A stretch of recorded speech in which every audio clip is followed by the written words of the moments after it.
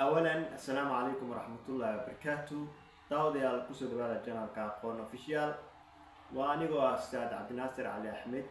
ما أنت نحن كهلنا سداق دورة له أما هدي أرجعشها إلى دورتي إن أدبرت جامعة كلية أي تي ده حيوان مهم على كشيء دونا لسعود ونكسر وقال كان هدوك سجاري حقي سسي لايقرأ صاحب لو ذاك محسنين.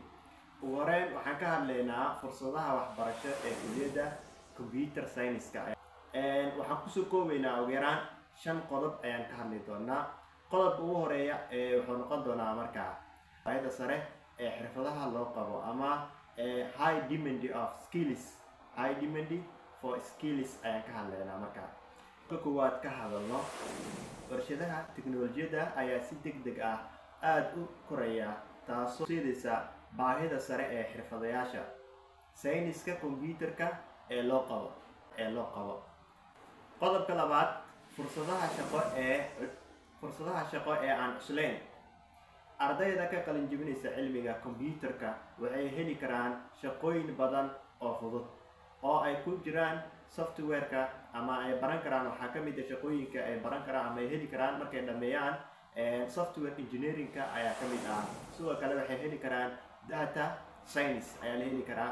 sidoo kale waxaa fursadaha ay ka heli karaan artificial intelligence ayay ka heli karaan, machine learning ayay ka heli karaan, sidoo kale cyber security ayay ka heli karaan, iyo sidoo kale IT management. haddii aan firino qodobka saddexaad hal abuurnimo iyo saameyn. kulliyaddan waxay leedahay dad hal abuur ah oo saameyn leh.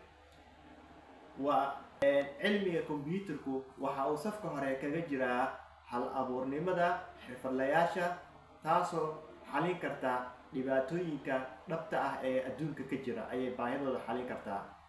waxayna wanaajinaysaa nolosha iyo kicinta kobaca dhaqaale ayayna ka qayb qaadanaysaa in dhaqaalihii kor ama sare u aado ayay ka qayb qaadanaysaa.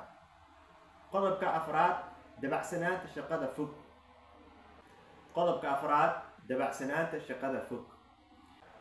xirfadaha culumta kombiyuutarka ayaa inta badan si fiican loo magdhabaa. shaqooyin badan ayaa bixiya mushaar iyo faa'iidooyin taran ah taasoo ka turjumaysa baahida sare ee xirfadlayaasha loo qabo ayay ka turjumaysaa.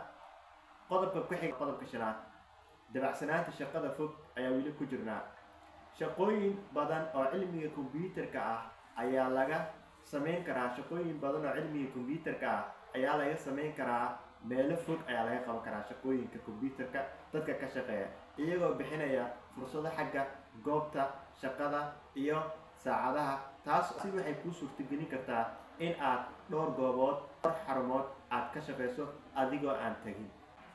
ugu dambeyn haddii muuqaalkan uu kusoo gaaray la wadaag saaxiibadaada aad jeclaan lahayd ee sanadkan bilaabaya jaamacadda.